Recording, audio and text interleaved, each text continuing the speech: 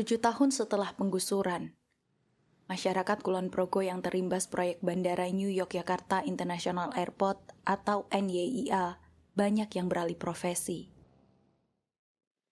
Pembangunan yang menghabiskan 600 hektar lebih lahan pertanian dan rumah warga itu telah mengubah banyak aspek kehidupan masyarakat.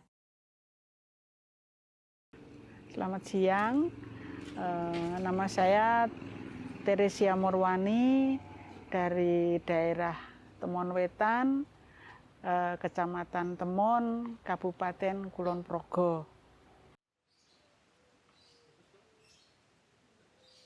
Untuk pekerjaan saat ini saya hanya sebagai akupresuris. Akupresuris itu pemijat pada titik-titik akupuntur.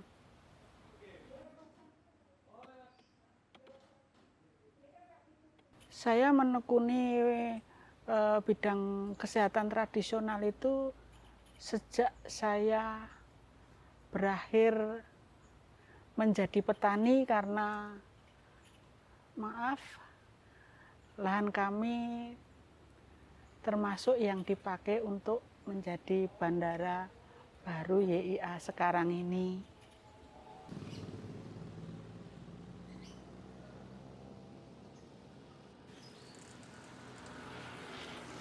Ya karena sisanya tanah kami itu cuma sedikit. Tapi kalau misalnya saya nekat jadi tani ya nggak cocok buat saya makan. Maka dari itu ya saya beralih profesi dengan mengikuti pelatihan-pelatihan tentang kesehatan tradisional, khususnya di bidang akupresur. Waktu pertama kali kita mendengar berita bahwa tempat kami mau dipakai bandara, ya waktu itu kita nomor satu syok. Syoknya karena apa? Kita kan nggak punya mata pencaharian lain selain pertanian. Dan kita nggak punya tempat lain, nggak punya sawah lain. Adanya cuman itu.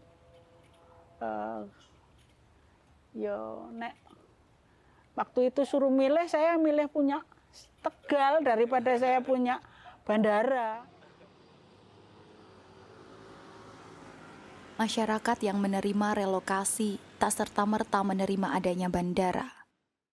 Mereka tak punya pilihan lain. Uang ganti rugi yang besar memang mengubah ekonomi masyarakat secepat kilat. Namun, hal itu tak bertahan lama. Nek dulu waktu pertama kali tahu, saya aja bingung. Kok anggar uang dua mobil? Nih sekarang kok mobilnya hilang? Kemana ya? Itu rumahnya memang terus jadi bagus sekarang itu.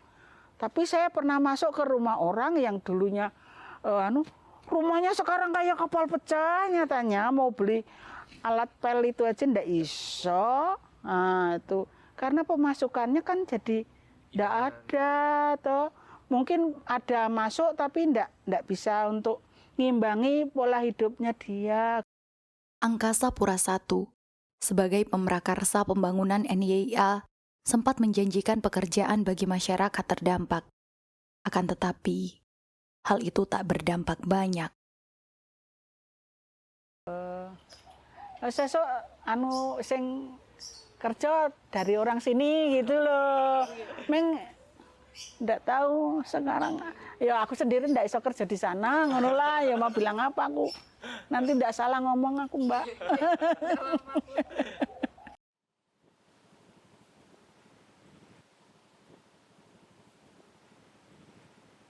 Yang saya tahu itu kerjanya hanya sebagai driver Grab online itu, terus ada yang jadi security, tapi kayaknya itu malah sekarang dipindah di Kalimantan itu, tetangga Angkasa Pura juga sih ke sana, terus sebelah belakang rumahku itu anak putranya juga security di sini.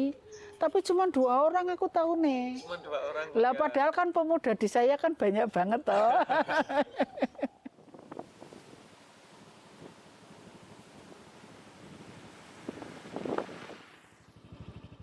Setelah lahannya digusur tahun 2017, Teresia yang dulunya petani, kini tak mampu membeli sawah lagi. Sebab uang ganti rugi yang ia terima tak cukup untuk membeli tanah yang harganya sudah melambung tinggi. Ya itu Mbak, ya tak bilang itu, makanya saya tadi kan sudah bilang kalau boleh milih aku mending punya sak tegale, soalnya kan tegal saya sedikit. Ketoknya dapetnya duitnya gede, tapi untuk beli yang lainnya ndak bisa. Sedangkan kan punya otomatis kan saya warisan Thomas. Aku nggak beli, nggak punya tanah beli, tapi itu warisan dari orang tua. Dan orang tua saya kan punya anak.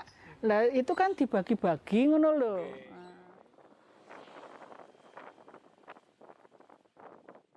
Kalau untuk di sini ya bukan kita nyepelein ya, waktu itu harga tanah itu melangit, meroket semua. Waktu awal-awal ada gusuran itu kan orang banyak punya duit toh. Nah itu mereka yang punya duit gede belinya nggak di daerah sini, keluar dari daerah sini. Itu rata-rata yang punya duit seperti itu.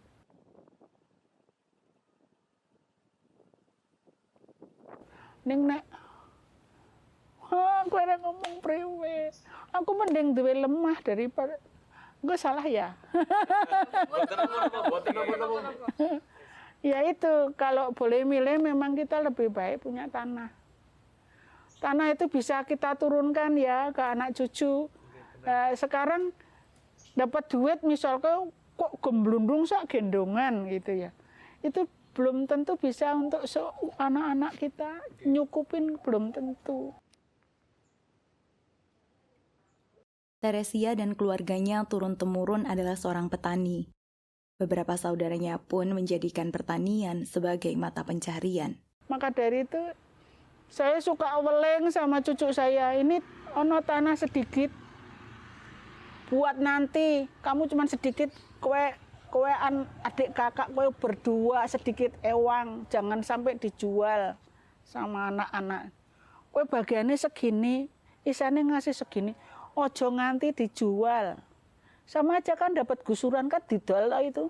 Nah, kita digusur ngedol peksa. Tuh. Makanya Mas, nek tak pikir-pikir ya. Wong tani ki isane meng keplenet-plenet.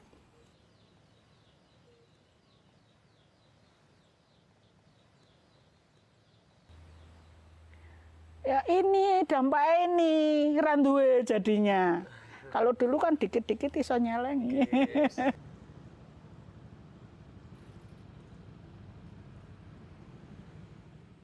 Kalau dulu itu asal kita udah punya simpenan beras atau apa itu ayem. Ayem. Kalau sekarang ra iso ngomong, hati kita seperti nggak bisa ngomong gitu, nggak bisa jelasin.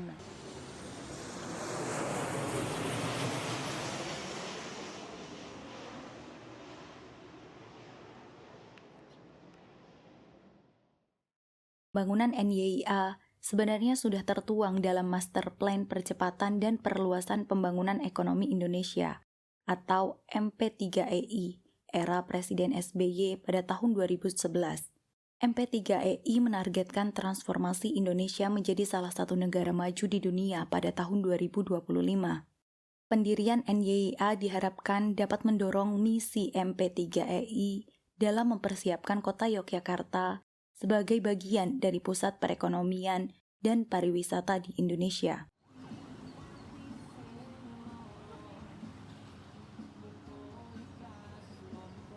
Ada sukanya, ada dukanya, masalah adanya bandara, masalah dampak positifnya.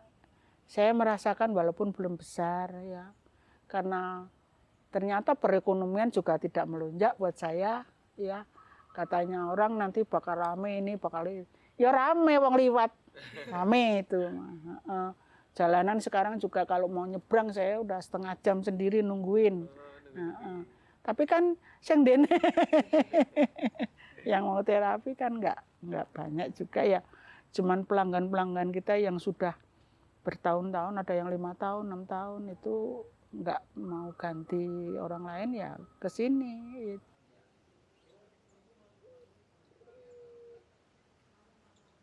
Pengambilan lahan pertanian secara besar-besaran bukan hanya memakan mata pencaharian warga, tetapi juga ketahanan pangan di Yogyakarta.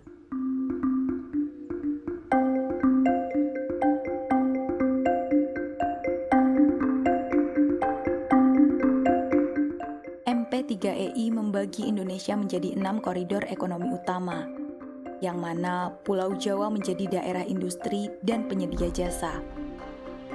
Pembangunan koridor ekonomi dilakukan bersamaan dengan pembangunan infrastruktur untuk meningkatkan konektivitas. Oleh karena itu, peran jalan, bandara, pelabuhan menjadi sangat penting untuk mencapai tujuan pembangunan ekonomi di Indonesia. Terbatasnya anggaran negara membuat pemerintah membuka pintu kerjasama dengan swasta melalui Public Private Partnership atau PPP.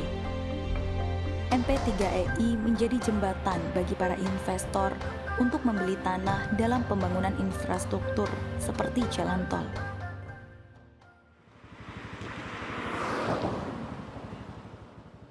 Mari kita lihat tentang peta bagaimana sebetulnya pembangunan titik-titik penting dan sekaligus juga jalur-jalur nadinya tadi.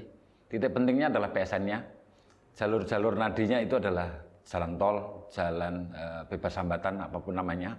Dan itu biasanya dibangun dengan menggunakan dana dari swasta. Negara itu tidak akan punya cukup uang untuk membangun tanah sebegitu, bangunan begitu besarnya dan juga sebegitu panjangnya jalan-jalan itu. Maka ya kita tahu bahwa yang akan diuntungkan adalah mereka yang memiliki korporasi-korporasi di bidang infrastruktur itu. Dan kita tahu jalan tol itu sebagian keuntungannya lari kemana? Apakah itu lari ke negara? Enggak. Selain meningkatkan konektivitas dalam negeri yang dapat mendorong pertumbuhan ekonomi nasional, pembangunan infrastruktur Indonesia juga akan berkontribusi dalam mewujudkan visi konektivitas ASEAN. Pada tahun 2010, Master Plan Konektivitas ASEAN atau MPAC diprakarsai oleh para pemimpin ASEAN. Misalnya tentang turisme itu ASEAN sudah memfasilitasi tentang bahwa ASEAN sudah menyediakan sejumlah titik semacam bandara internasional yang bisa digunakan untuk memobilisasi turisme perpindahan orang dari satu negara ke negara lain. Nah tentu untuk arus cepatnya tadi dibutuhkan jalan yang tidak ada hambatannya, maka dibutuhkan jalan tol. Itu untuk efisiensi, efektivitas kerja-kerja dari orang-orang yang difasilitasi tadi tentu saja. Koridor ekonomi yang disediakan dalam MP3EI terhubung dengan pembangunan regional di negara-negara ASEAN. Artinya, MP3EI tidak hanya akan mendorong konektivitas nasional di Indonesia, tetapi juga berkontribusi pada tatanan regional melalui konektivitas ASEAN yang berfungsi sebagai jembatan menuju pasar internasional. Setelah berganti kepemimpinan, visi MP3EI tak serta-merta hilang, namun diadopsi oleh Presiden Jokowi melalui dokumen Rencana Pembangunan Jangka Panjang Menengah Nasional atau RPJMN 2015 hingga 2019 yang berambisi membangun 2.650 km jalan, 1.000 km jalan tol, 15 unit bandara internasional, dan infrastruktur lain seperti kawasan ekonomi khusus hingga jaringan irigasi. Tak selesai pada masa SBY, Jokowi menerbitkan Peraturan Presiden Republik Indonesia Nomor 98 Tahun 2017 tentang percepatan pembangunan Bandara NYIA yang merupakan salah satu proyek strategis nasional. Bandara dengan estimasi pembangunan tercepat ini diprakarsai oleh Angkasa Pura I bersama dengan perusahaan swasta milik India, yaitu Grama Vikas Kendra Group. Selama acara, Presiden didampingi Menteri Perhubungan Budi Karya Sumadi, Gubernur Daerah Istimewa Yogyakarta, Sultan Hamengkubuwono ke-10, serta Direktur Utama PT Angkasa Pura I, Danang S. Baskoro. Ekspansi infrastruktur ke daerah pedesaan mendorong konektivitas antar wilayah pedesaan dan perkotaan. Inilah yang menjadi salah satu tujuan dari MP3EI SBY dan RPJMN Jokowi. Namun, pembangunan infrastruktur dengan skala besar seperti bandara harus menggusur lahan pertanian dan pemukiman warga. Terlebih, sebagian besar masyarakat Kulon Progo menggantungkan hidup dari hasil pertanian. Sekarang kita bagi-bagi Pak Gub. Bapak urusan pembebasan lahan, nanti pengawasan, serta yang paling penting juga masalah arsitek. Ada pergeseran yang tanpa kita sadari hari ini sesungguhnya. Jadi selama 10 tahun reformasi itu desentralisasi. Tapi tahukah risiko dari desentralisasi itu? Desentralisasi itu mengandaikan sebuah kekuasaan yang ada di wilayah kabupaten-kabupaten, yang ada di lokal-lokal di seluruh Indonesia. Yang terjadi adalah ketika ada proyek besar, dia nggak akan pernah bisa dikalkulasi kapan bisa dipastikan dengan akselerasi cepat seperti jadwal waktu yang ditentukan. Sementara investor membutuhkan kebutuhan itu. Logik inilah yang dipakai oleh pemerintah Jokowi, oleh pemerintah hari ini, untuk kemudian statutanya, undang-undangnya adalah otonomi daerah, tetapi pengambilan kebijakan itu tersentralisasi lagi sekarang.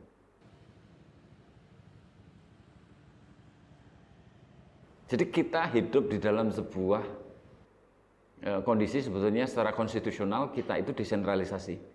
Tetapi lihatlah nomenklatur tentang anggaran, nomenklatur tupoksi-tupoksi di kabupaten dan provinsi itu sekarang dipotongi semua. Dan semuanya ditentukan bahkan dari Jakarta. Kalau teman-teman melihat undang-undang desa, berapa persen digunakan untuk pembangunan infrastruktur fisik dan itu ditentukan dari Kemendes. Itu artinya desa sebetulnya juga tidak punya otonomi. Kalaupun toh ada itu relatif sangat kecil. Maka kemudian ketika teman-teman tadi melihat PSN itu dikiranya itu adalah milik proyeknya daerah, provinsi dan kabupaten. Tidak. Itu semuanya kemudian di-tackle oleh Jakarta. Investor didatangkan dari Jakarta, daerah diminta untuk memberikan kontribusi tanah tadi. Maka yang head to head berkonflik itu sebetulnya adalah pemerintah daerah, provinsi dan kabupaten dengan warganya.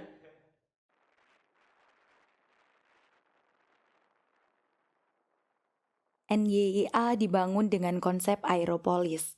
Artinya, kawasan sekitar NYIA akan dikembangkan sebagai ruang komersial, perkantoran, perumahan, fasilitas umum, industri, dan pergudangan. Hal ini dapat dilihat salah satunya dari banyaknya hotel-hotel yang berdiri di sekitaran bandara. Bahwa selama ini kita menganggap desa itu sebagai wilayah yang seringkali kita nistakan. Seringkali kita puja, tapi seringkali dalam konteks pembangunan PSN kayak begini, desa tidak diposisikan sebagai prioritas. Lupa bahwa ada agenda besar tentang kedaulatan pangan, tentang setidaknya keamanan pangan lah. Tapi itu pun jangankan kedaulatan, mau keamanan pangan pun kita nggak berpikir mendalam. Bagaimana implikasi PSN ini terhadap keamanan maupun juga terlebih kedaulatan pangan. Sejak 2011, pertumbuhan hotel di Yogyakarta berkembang pesat. Hal ini tentu digunakan untuk mendukung pariwisata. Sementara, hotel-hotel yang ada kebanyakan mengambil pasokan air. Jumlahnya tentu tak sedikit. Hal ini dapat mengakibatkan krisis air, sebab masyarakat juga sangat menggantungkan pasokan air dari dalam tanah. Lokasi NYIA secara luas dianggap sebagai bentuk lahan yang rentan terhadap bencana alam. Gelombang tinggi dan tsunami merupakan dua kekhawatiran terbesar kerentanan bencana alam pembangunan NYIA. Dalam 16 tahun terakhir, kawasan sekitar bandara telah menghadapi dampak sedimentasi dan abrasi yang sangat besar di muara sungai Bogowonto dan Serang. Dengan keadaan ini, urbanisasi akan memperburuk kondisi yang ada di kawasan ini. Provinsi Daerah Istimewa Yogyakarta mungkin akan memperoleh pendapatan yang lebih tinggi di masa depan. Di sisi lain, masyarakat lokal yang tidak mempunyai uang untuk membeli tanah di kawasan ini akan terus dirugikan. Bandara ini awalnya dibangun untuk membantu pertumbuhan ekonomi di Indonesia agar merata. Namun, dalam skala lokal saja, bandara sudah menciptakan ketimpangan. Jika hal ini terus terjadi, Daerah Istimewa Yogyakarta akan tetap menjadi provinsi di Indonesia dengan kesenjangan ekonomi tertinggi. Meski pendapatan daerahnya menunjukkan peningkatan pertumbuhan ekonomi, namun sebagian masyarakat akan tetap miskin karena tidak punya pilihan. Nah, mari kita kalkulasi seberapa banyak antara yang tergerus itu yang dibandingkan dengan yang hadirnya penghidupan baru. Mari kita lihat apakah kira-kira penghidupan baru ini bisa punya resiliensi sekuat yang tadi, penghidupan yang sudah tergerus tadi. Nah, takaran-takaran kayak beginian ini membutuhkan cara berpikir yang imajinasi sosiologisnya cukup kuat. Kalau kemudian tidak membaca secara utuh, secara integral, secara terintegrasi atas seluruh takaran-takaran kemanfaatan dan kemudorotan kayak begitu, susah. Kita tentu hanya akan berdebat di takaran angka saja.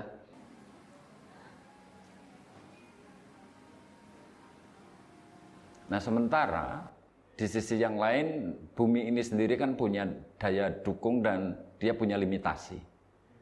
Kalau kemudian Homo economicus ini bekerja dengan rakusnya, dengan greedy-nya, maka ibu bumi nggak akan sanggup untuk menanggung segala resiko yang ditimbulkan oleh brutalnya, oleh eksploitatifnya model Homo economicus seperti ini.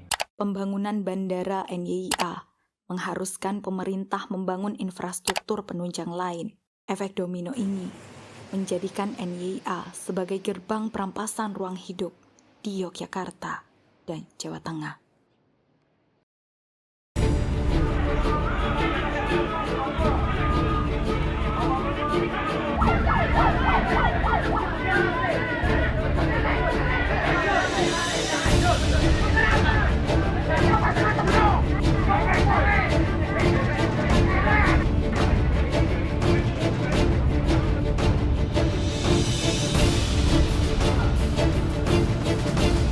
Tapi warga Wadas tetap menolak rencana tambahan.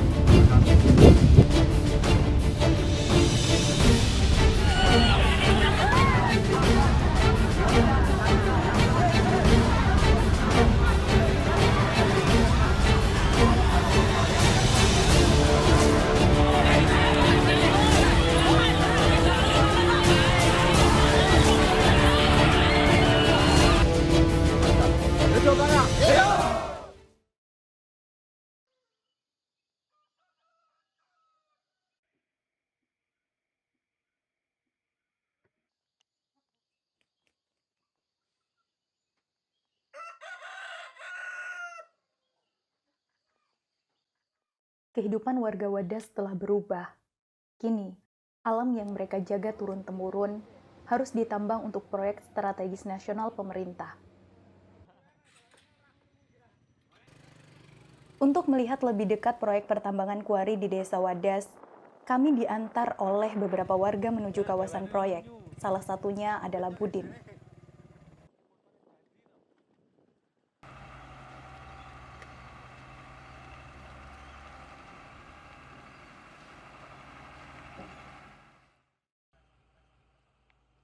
Ini adalah lokasi yang akan dijadikan area pertambangan batuan andesit di Desa Wadas. Lahan yang dulunya ditumbuhi pepohonan, sekarang mulai gundul. Batuan andesit merupakan salah satu material pembuatan bendungan bener. Nantinya, pemerintah akan mengambil material sebanyak 15 juta meter kubik. Sementara itu, 145 hektar lahan Desa Wadas kini telah menjadi area pertambangan. Mereka yang terlibat dalam proyek ini adalah Presiden Joko Widodo, Kementerian Pekerjaan Umum dan Perumahan Rakyat atau PUPR, Gubernur Jawa Tengah, Bupati Purworejo, Balai Besar Wilayah Sungai Serayu Opak atau BBWSSO, PT Berantas Abipraya, PT PP, dan PT Waskita Karya. Kenalkan, nama saya Kadir, asal dari Desa Wadas, Kabupaten Purworejo, Kecamatan Bener. Kalau sekarang kan prosesnya belum 100% aktivitasnya nambang. Kalau sekarang kan cuma lagi ini persiapan buat akses jalan untuk tambang dan land clearing lahan-lahan yang di sekitaran sini gitu. Sedari awal, warga Wadas sudah menolak rencana pertambangan kuari di desanya.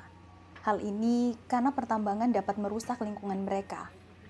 Kini, yang warga takutkan perlahan terjadi.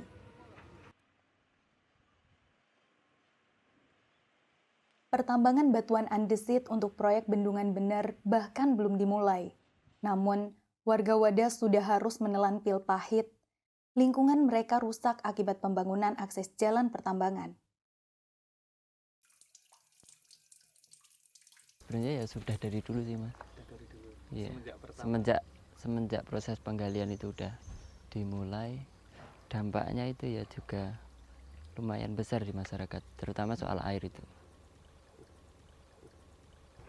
Jadi kalau dampak soal air di sini, ketika tanah-tanah itu digali, setelah ada hujan datang, air yang mengalir itu jadi keruh gitu, Mas.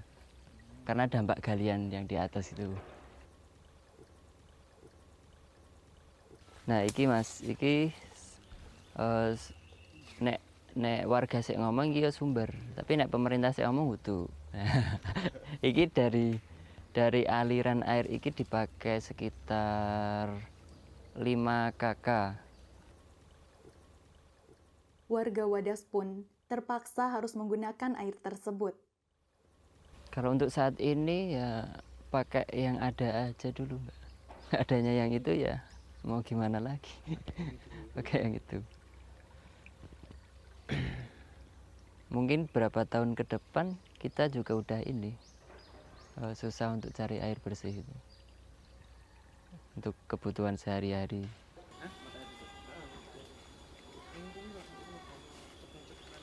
Kalau di sini kan yang kena dampak tambang itu kan 7 dusun. Nah, total keseluruhan sumber mata air itu ada 28 titik.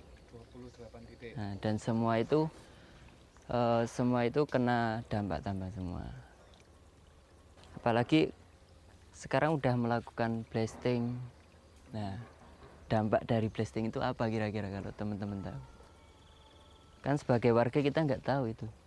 Blasting itu kandungannya apa, dampaknya di sekitaran warga itu apa.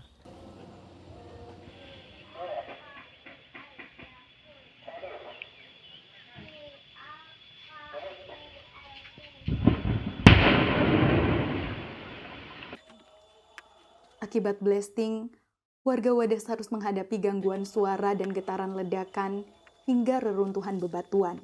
Ketakutan warga yang masih sering ke hutan itu kan pada takut ketika di blasting kan di sekitaran sini banyak batu-batuan besar. Nah, takutnya ketika ada getaran pas warga ada di hutan, batu itu longsor atau gimana. Kemarin itu sempat teman saya itu cari rumput di hutan di Kali Gendol itu. Pas ada peledakan itu tiba-tiba ada batu yang longsor dari atas.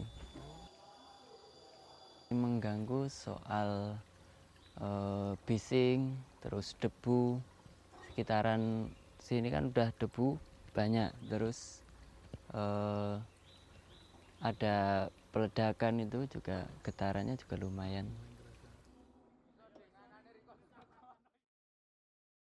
Selain itu, Kecamatan Bener merupakan salah satu daerah rawan bencana. Dulu kan di Kabupaten Purworejo itu RT RW terakhir 2020 itu kan Desa Wadas termasuk zona merah itu. Dan artinya kan zona yang benar-benar rawan longsor. Nah, tapi ketika ada kemauan pemerintah untuk menambang, mereka dengan seenaknya mengganti. Sesuai dengan pasal 42 Peraturan Daerah Kabupaten Purworejo Nomor 27 Tahun 2011 tentang Rencana Tata Ruang Wilayah Kabupaten Purworejo tahun 2011 hingga 2031. Kecamatan Bener berada pada daerah rawan longsor. Desa Wadas pun terletak di kawasan Bentang Menoreh, yang mana merupakan kawasan rawan bencana dan tidak seharusnya digunakan untuk pertambangan. Air dari Bendungan Bener akan dialirkan ke Kebumen dan Purworejo. Selain itu, sebanyak 700 liter per detik akan digunakan untuk menyuplai Bandara NYIA Kulon Progo.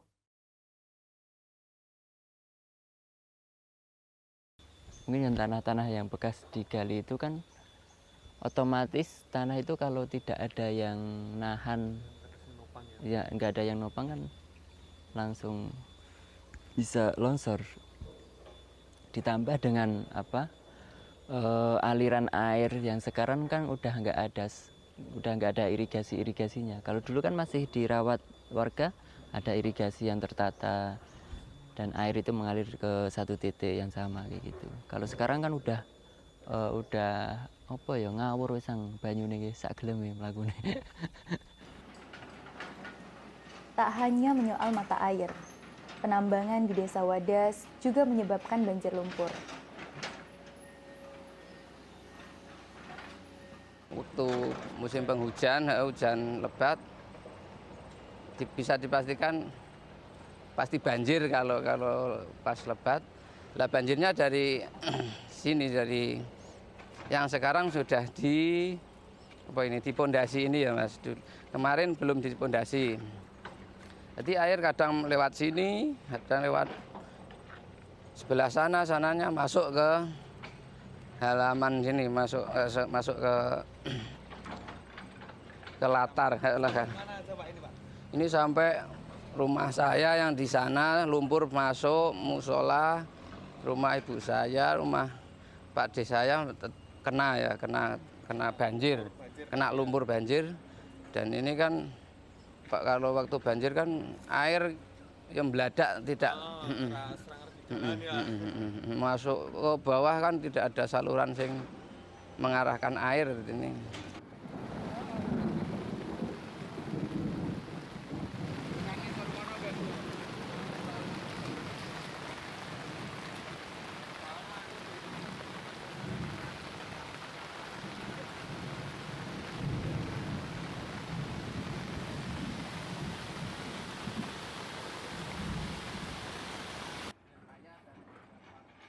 Musohiul tinggal hanya berjarak 1 meter dari proyek pembangunan akses jalan pertambangan. Pada April 2024, banjir lumpur sempat menggenangi rumahnya. Ya itu tadi katakan banjir itu cuman kadang-kadang ketika gorong-gorongnya itu mampet itu kalau enggak mampet hujan terus enggak. Karena yang bisa dirasakan dulu sebelum ada proyek hujan deras itu paling air keruh itu enggak lama. Artinya tidak membawa tanah, tidak ada tanah yang erosi. Kalau sekarang bahkan hujan sedikit saja air sudah meluap dengan bawa lumpur itu kan gitu. Bantuan evakuasi banjir bandang. Iki kudu damkar ini. Bahkan sampai yang kemarin ini fasilitas umum musola sanyone sampai mati karena nyedot lumpur Mas. Iya. Bahkan saya udah tak ganti anyar ini. Saya mau ngeklaimkan kemana ini. Lumpur dari pertambangan yang terbawa air hujan membuat sungai menjadi keruh. Warga pun banyak yang mengeluh. Itu banyak juga yang mengeluhkan, yang orang bawah sana yang memakai air sungai itu ya mengeluhkan yang keruh, yang nggak bersih itu gitu. Karena bahwasannya juga sebenarnya dipakai untuk cuci, untuk mandi kayak gitu.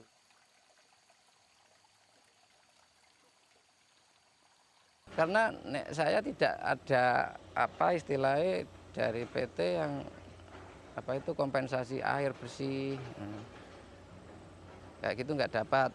Kalau tetangga kemarin ada yang itu sumur apa yang diambil terkena langsung memang dapat.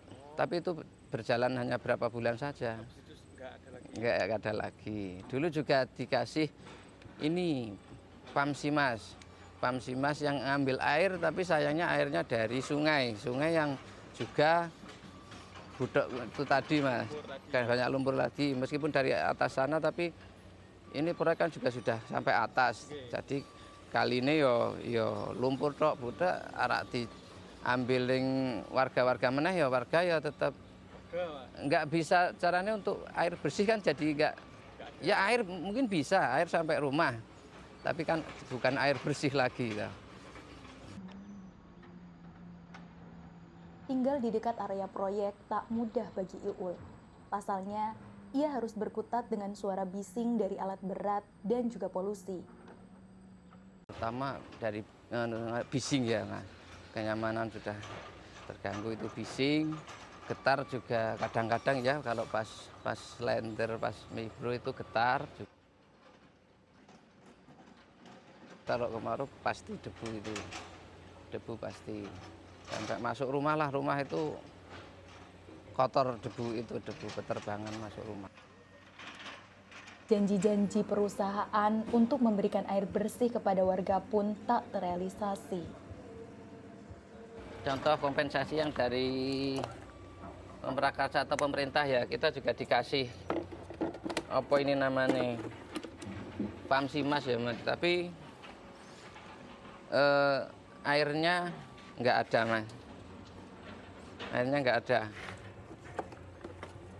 Ini juga nggak ada air. Katanya untuk apa keperluan apa untuk airnya bayar Mas, akhirnya bayar juga. Kalau ininya gratis tapi nanti airnya tetap bayar berapa meter berapa gitu, nanti habisnya berapa, bayarnya berapa kan gitu, tetap bayar. Kita selama ini menikmati air, menikmati udara sehat dengan gratis, tidak bayar. Memang yang kita perjuangkan seperti itu. Nah ini sudah terjadi seperti ini, harapannya ya kita tetap hak-hak kita bisa kita terima gitu loh Mas. Sampai malam nggak Pak? Malam. Sampai malam, sampai jam 10-an malam. Sampai jam 10 malam? Iya. Ya, sampai jam 10 malam tetap lembur. Cuman berhenti pas waktu sholat aja maghrib berhenti sampai isya, nanti habis isya mulai lagi ya. Ya di sini sumur yang dipakai untuk keperluan di musola, sumur ini juga kemarin waktu banjir kemasukan lumpur sampai yang tadi saya katakan sanyone sampai mati karena nyedot lumpur ini. Itu yang sumur lagi yang dipakai 4 KK itu dari PT dikasih terbis lagi yang lebih besar, tapi tetap kalau pas pas hujan, musim hujan tetap airnya keruh Mas, keruh tetap keruh. Juga yang tadi saluran itu kan berhenti di sana. Dulu saluran itu lurus sana lewat ini jalan proyek ini menutupi saluran air, juga jalan warga juga terpotong, sekarang sudah nggak bisa lewat Mas. Kalau dulu ini penghubung antara ini Dukuhan Karang sama Kalimanggis yang sana Lewat sini semua Mas, lewat sini. Sekarang mati, jalan itu mati. Dipotong ini proyek ini.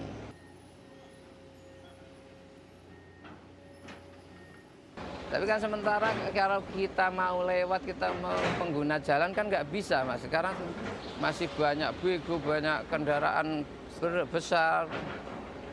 Kita yang nggak berani lewat. Pakai, iya kan. Iya. Kita juga resiko mau lewat situ. Katanya kalau besok sudah jadi, warga lewat situ. Ada di atas sana yang apa nanti keluar masuk dikasih katanya gitu. Itu sampai sana bisa. Bahkan kemarin orang proyek sok kan malah luwih penak, luwih hombo, luwih halus gitu. Orang nanjak, orang kayak gitu.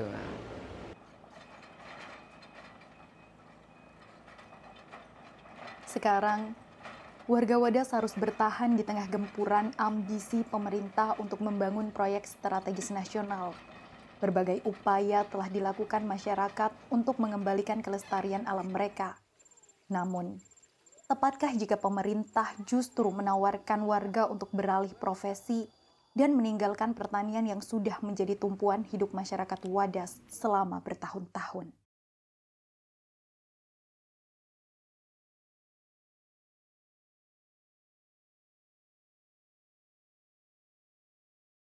Pembangunan infrastruktur dengan skala besar seperti bandara di daerah pedesaan mengharuskan pemerintah untuk membangun akses lain menuju bandara. Salah satunya adalah jalan tol. Saat ini, pemerintah sedang membangun jalan tol Jogja-Bawen dan tol Solo-Jogja NYIA Kulon Progo sebagai salah satu akses menuju bandara.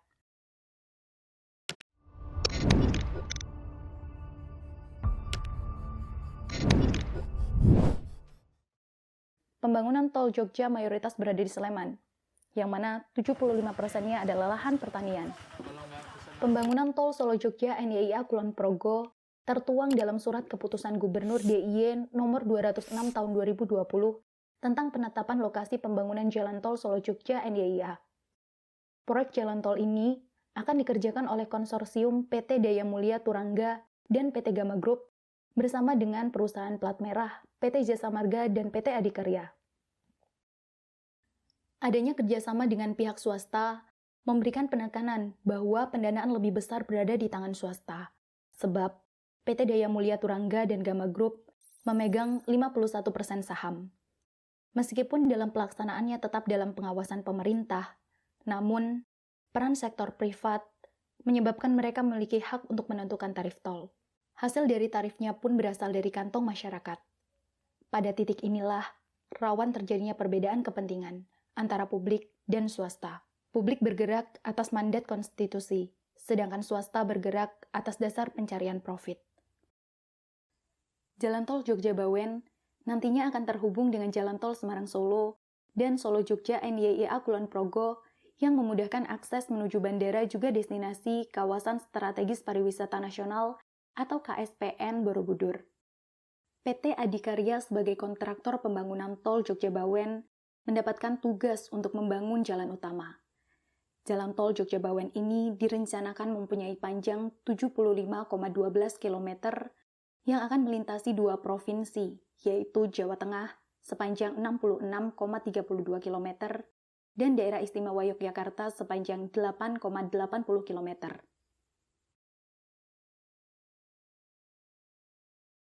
Besarnya proyek pembangunan jalan tol membutuhkan jumlah material yang sangat banyak. Salah satunya adalah pasokan tanah uruk. Maka tak heran jika aktivitas pertambangan makin masif dilakukan untuk menyuplai mega proyek pemerintah itu.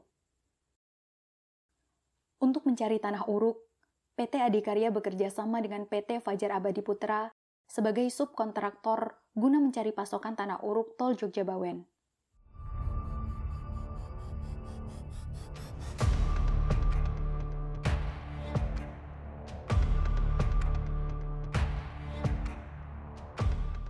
PT Fajar Abadi Putra pun, yang kala itu tak punya izin pertambangan, akhirnya bekerja sama dengan PT Karya Indah yang telah mengantongi konsesi lahan tambang seluas 5 hektar di Kelurahan Sidorejo sejak tahun 2017.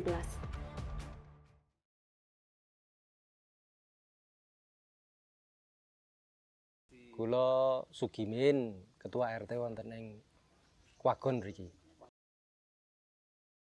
Kalau yang punya lahan itu kan PT Karya Indah Putra, punya lahan. Terus itu bekerja sama sama Fajar Abadi Putra apa ya? Iya. Iya. Itu habis izin tahun 2020 itu masih nambang. Ya, masih nambang. Itu kan katanya itu waktu izin itu terbitkan, itu aktivitas penambangan belum mulai, jadi minta ijol gitu loh istilahnya. Iya.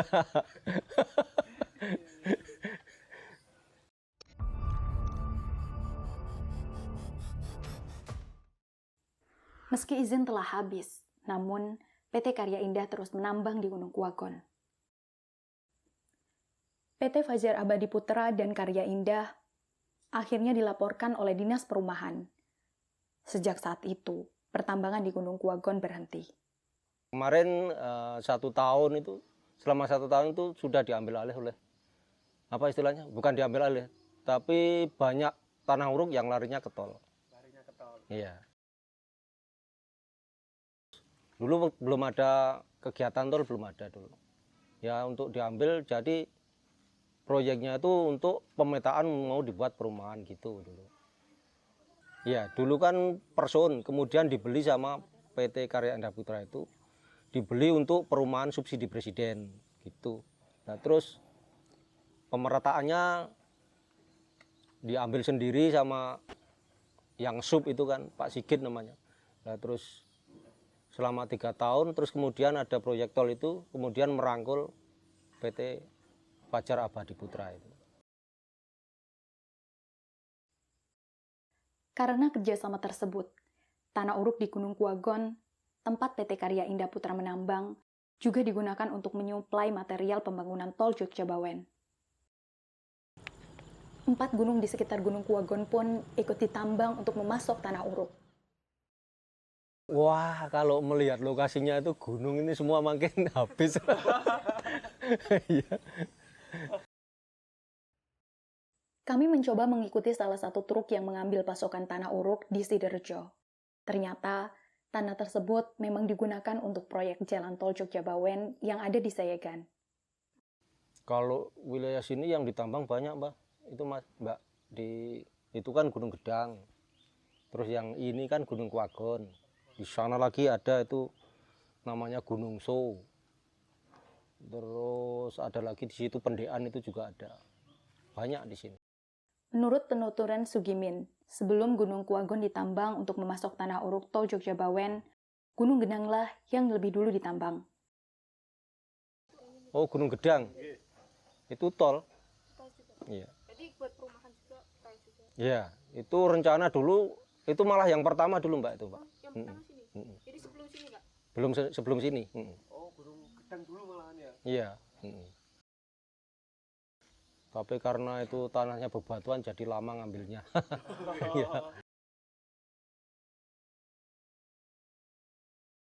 Gunung ini umurnya itu lebih tua daripada Gunung Gamping. 40.000 tahun lebih tua daripada Gunung Gamping. Katanya gitu. Malah lebih tua yang ini iya. Kwagon ini, Pak, ya? Iya. Paling tua ini ya. Memang bisa dibuktikan kemarin kan pakai alat berat breaker itu kan nggak mempan di breaker. Jadi cuma nggak bisa terbelah. Cuma apa ya istilahnya gerimpil sedikit-sedikit itu loh, Mas.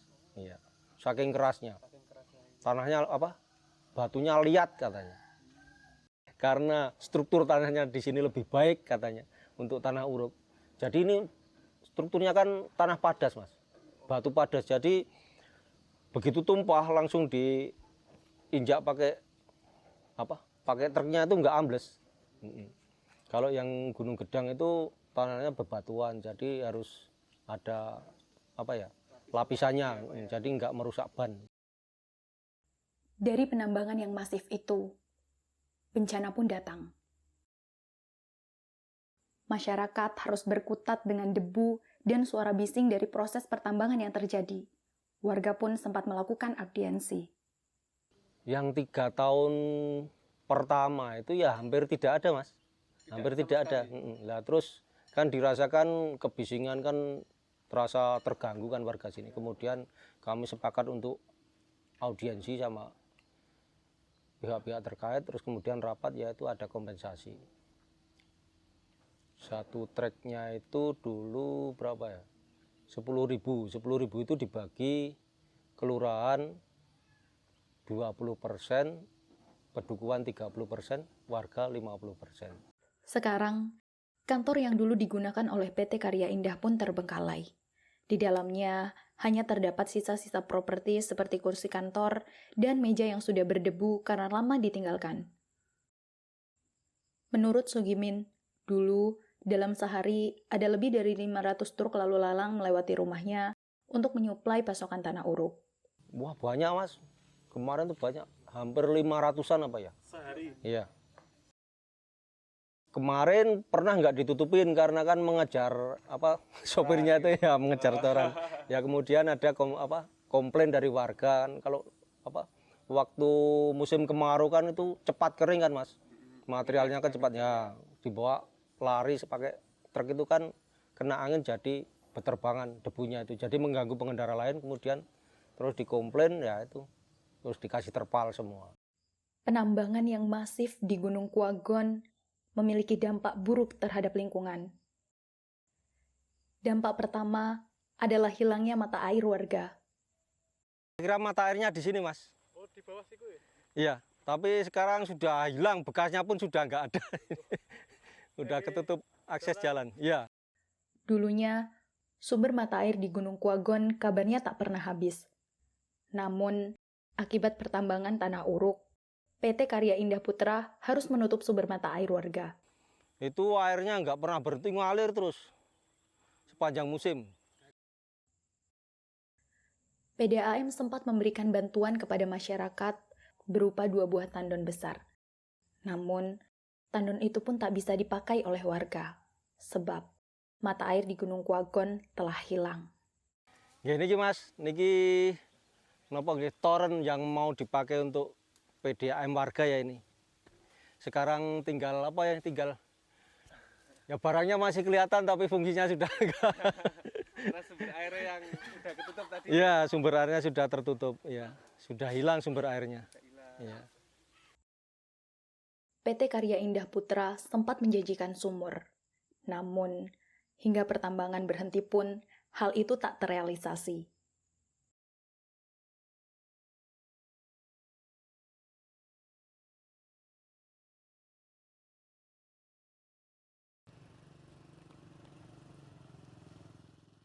Dulu kan nggak sebenarnya sih apa ya industri genteng batu bata di sini tuh bahan bakunya nggak pernah habis mas. Nggak pernah habis. Iya nggak bisa habis ya dari kecil dari kecil sampai besar itu masih terus ada terus. Padahal digali terus menerus. Terus. Nah ini habis karena ini musuhnya kan alat berat jadi sekarang proyeknya sudah berhenti. Mereka juga nggak kerja ya. Kebanyakan mereka tuh lari ke apa itu laden tukang atau yang lain gitu mas. Selain itu, masyarakat pun harus menghadapi bencana banjir akibat dari pertambangan yang menyebabkan pendangkalan sungai. Itu kalau banjir, kalau hujan banjir itu sudah merasakan dua kali di sini mas. Kalau hujan mesti banjir itu pak. Banjir, masalahnya kan yang dulu gunung itu banyak pepohonan, jadi bisa menampung air. Sekarang kan tanahnya sudah dikupas, jadi tinggal bebatuan. Jadi air langsung turun. Turun ke bawah. Iya, turun ke bawah membawa apa ya? Sedimentasi itu kan jadi istilahnya pengendapan di sungai-sungai itu kan ya jadi mudah banjir.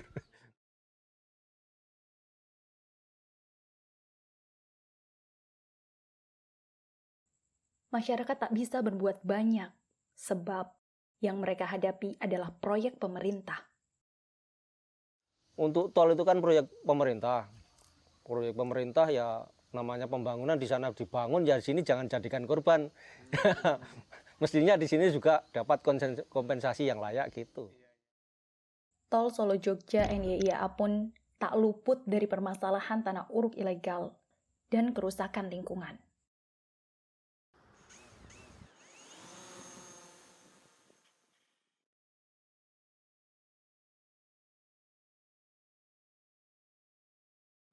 Tak cukup dengan bandara dan tol untuk memudahkan akses pariwisata di Yogyakarta, pemerintah juga membangun jalur Jalan Lingkar Selatan atau JJLS yang menghubungkan 5 provinsi di Pulau Jawa, yaitu Banten, Jawa Barat, Jawa Tengah, DIY, dan Jawa Timur. Jalur ini juga disebut sebagai Jalan Pansela atau Jalan Pantai Selatan. Di Yogyakarta, JJLS tersambung dari Kulon Progo, Bantul, hingga Gunung Kidul. JJLS Gunung Kidul terbentang di antara bebatuan kars atau yang disebut sebagai Kawasan Bentang Alam Kars atau KBAK Gunung Sewu. Pembangunan ini pun mengharuskan pemerintah untuk membuka lahan secara besar-besaran.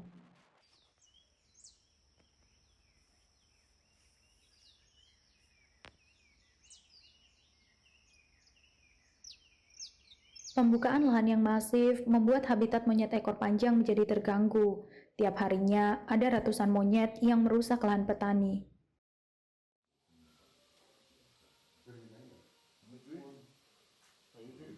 Sekarang ada banyak hama atau banyak yang mengganggu, terutama kera ekor panjang. Itu banyak sekali. Sudah merambah ke semua petani, ke ladang-ladang. Dan hasilnya sebenarnya kalau tidak ada ekor panjang, barangkali petani itu ya bisa maksimal.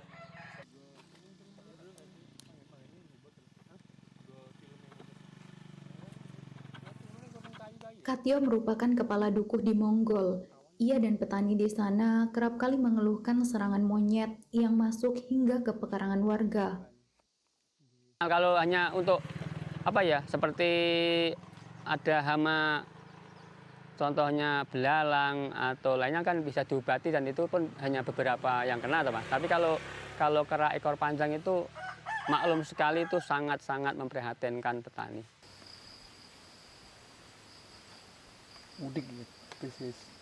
Kan di sini ada beberapa rombongan ketek atau kera ekor panjang itu sekitar 50-70 satu rombongan.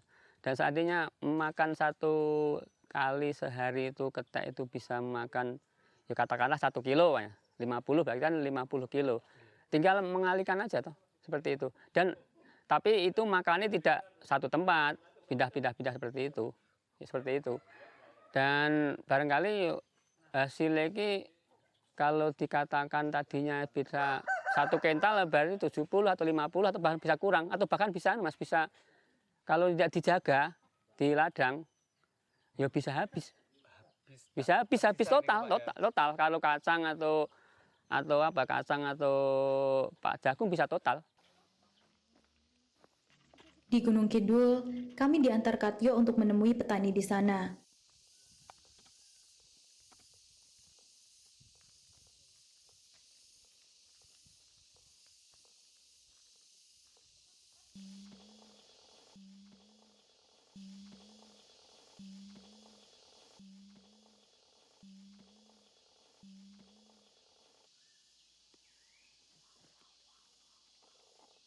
Oh, yang bikin beracun yang merah ini kan, Bu? Iya.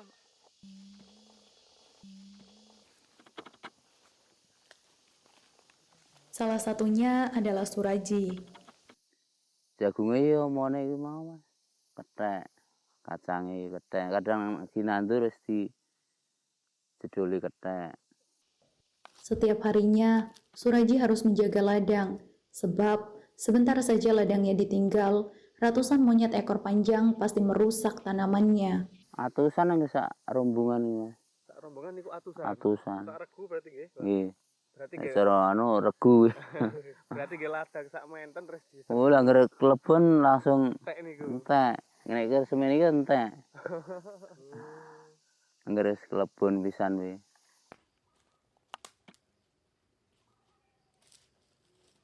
Petani berupaya mencegah dengan memasang jaring mengelilingi ladang. Namun, hal itu pun tak cukup. Nggone jaring ngene iki sik mlumpat, Mas. Wis diusahake jaring ngene iki. Tak usahake jaring niki sik. Nek ora disambi sing duwe ya tetep mlebu.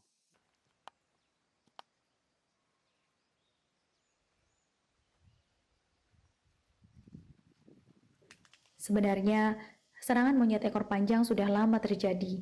Namun, menurut petani, monyet makin masif datang hingga ke pekarangan dalam beberapa tahun terakhir. Urung enek mono iki. Ora enek monyet mono. Yo 7 tahun kuwi. Berarti nek Yo ora enek sing khusus dienggo anu kuwi. Kukus ke monyet kuwi kudune kayak buah-buahan sing nggih kehutanan ngono lah. Kudune enek buah-buahan sing nggo senengane monyet kuwi. Dadi ben ora mlebu ning ladange. Nek ngene iki yo mesake petani Mas nggih. Jarine dilindungi nyatane nggih. Ora di anu sing wong tani ora diperhatekake ngono lho. nggih, nggih.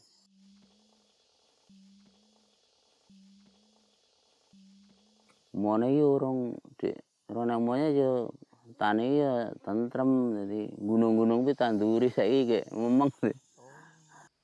Akibatnya, petani Gunung Kidul terus mengalami kerugian. Ukur titik hasilnya Mas dadi kudune mone iso entuk 8.000 9.000 saiki ku paling karo 20.000. 8.000 9.000 niku 8 juta. Terus berarti sekarang cuman 2,5. 2,5 kuwi.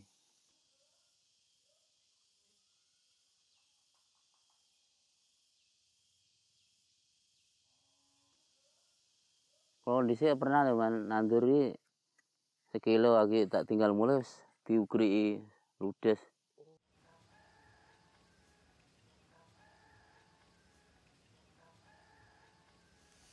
Mriki Pak. Katanya ngene iki lho. Didel. Didel ngene iki. Bareng-bareng berarti nggih kathah. Muter ngono. Ngger sawet iki loro. Loro dadi 6 ngene. Oh, bareng-bareng makane saged di babut niku.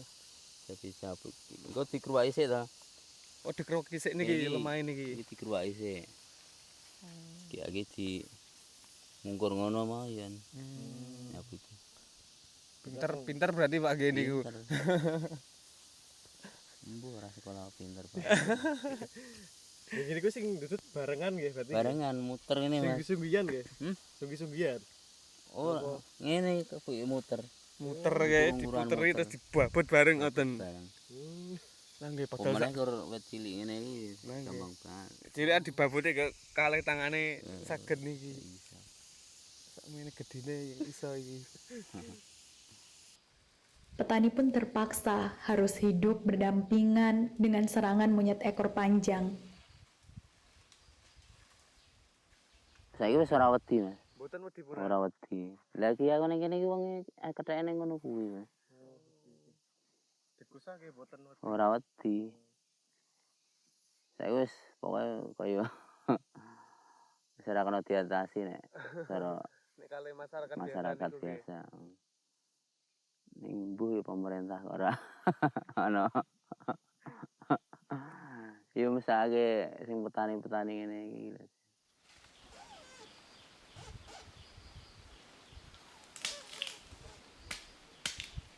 Ya, sing penting iki wong tani iki diperhatekake yo saka mone kethek kuwi terutama ya.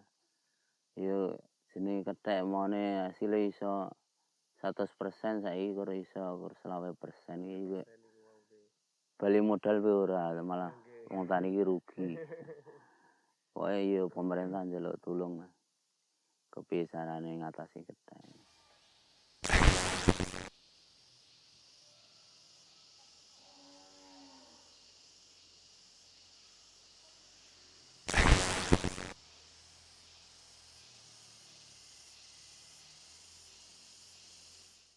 Pembangunan JJLS memakan habitat monyet di dekat pantai. Akibatnya, monyet berkeliaran di sepanjang pembangunan JJLS.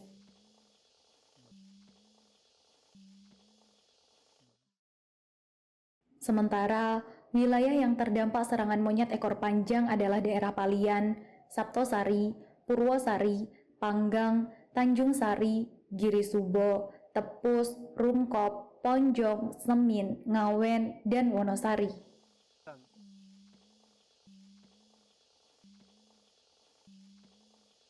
Secara evolutif mereka memang akan beranak pinak, tetapi memang juga kawasan di mana mereka hidup itu kan semakin juga dirambah oleh manusia, Sehingga ketika kemudian mereka akhirnya wilayah mereka terinvasi, ya tentu saja bahwa akhirnya mereka juga akan menyerang manusia dan menyerang balik seluruh tanaman yang dimiliki oleh atau ditanam oleh manusia.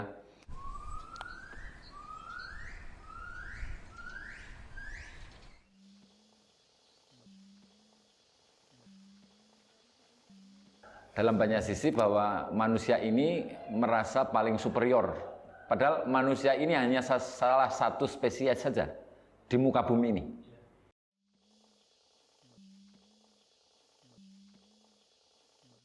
Tapi seringkali dominasi spesies manusia yang sering disebut sebagai antroposentrisme, itu yang melihat bahwa kera ekor panjang tadi itu dianggap sebagai sesuatu lian yang seolah-olah tidak ada kaitannya dengan apa yang dilakukan oleh si manusia ini.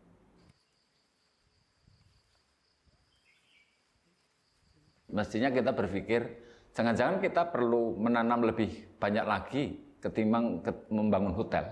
Menanam berbagai macam pohon tumbuh-tumbuhan yang barangkali mungkin juga buahnya bisa dinikmati oleh mereka, si ekor panjang tadi.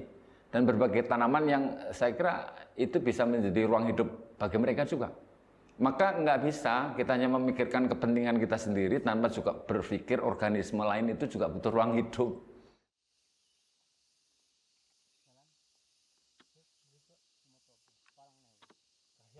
Nah, kita perlu merefleksikan kembali karena ini adalah kehidupan kita bersama. Ya tentu bukan hanya petani di Gunung Kidul yang harus menyelesaikan, tapi juga seluruh entitas stakeholder pembangunan di Jogja.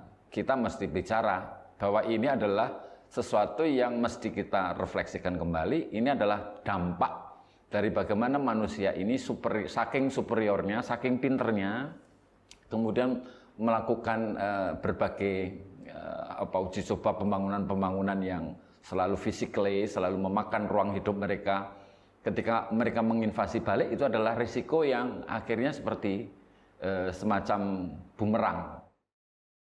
Pembangunan JJLS pun tak luput merusak lingkungan di Gunung Kidul. Pengurangan luas KBAK yang direncanakan oleh Pemkab Gunung Kidul akan memangkas lebih dari 50% luasan KBAK dari 75.835 hektar menjadi 37.018 hektar, juga turut mengancam habitat monyet. Bagaimana berbahayanya ketika Gunung Kars itu sendiri dieksploitasi untuk kepentingan turisme, pembangunan hotel, pembangunan destinasi wisata yang kemudian mengorbankan sekian banyak pegunungan kapur itu untuk tujuan-tujuan wisata yang destruktif dalam pengertian karena membangun fisik juga di wilayah-wilayah pesisir itu. Tentu ya implikasinya kita ke depan barangkali krisis air itu akan dialami semakin besar di Gunung Kidul. Pengurangan ini berpotensi merubah geologi Gunung Kidul. Terlebih, Kars berfungsi untuk serapan air hujan dan cadangan air. Mobilisasi besar-besaran orang seluruh dunia hadir di Jogja melalui YA itu, selain memadati kota-kota tempat destinasi wisata, juga terjadi ekspansi ke wilayah selatan. Saya dari Gunung Kidul, tahu persis bagaimana kemudian keterancaman juga misalnya tanah yang pegunungan sesungguhnya yang sudah menjadi semacam pegunungan Kars yang itu adalah wilayah lindung, itu akhirnya kemudian juga harus diintervensi oleh masuknya investasi yang cukup besar-besaran dan itu meresahkan.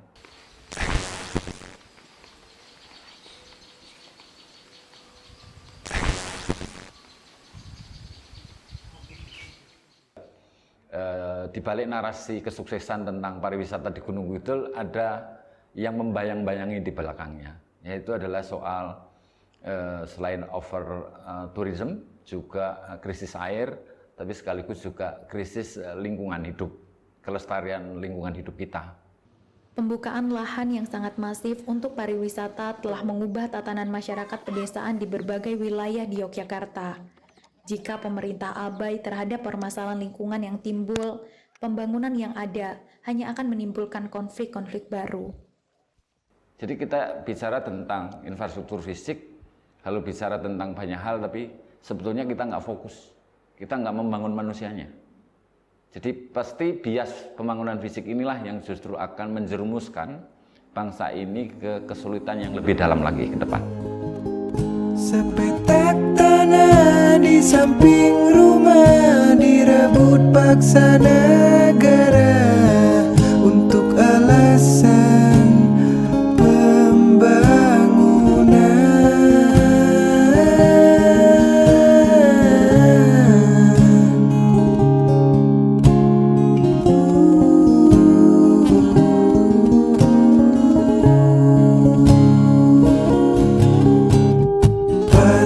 setangkai bunga keadilan sudah tak ada.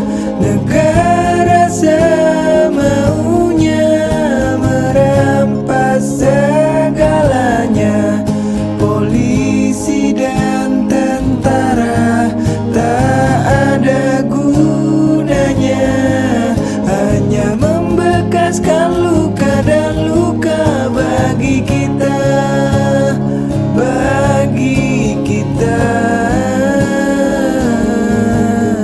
Bapakmu di penjara karena mempertahankan tanah kita.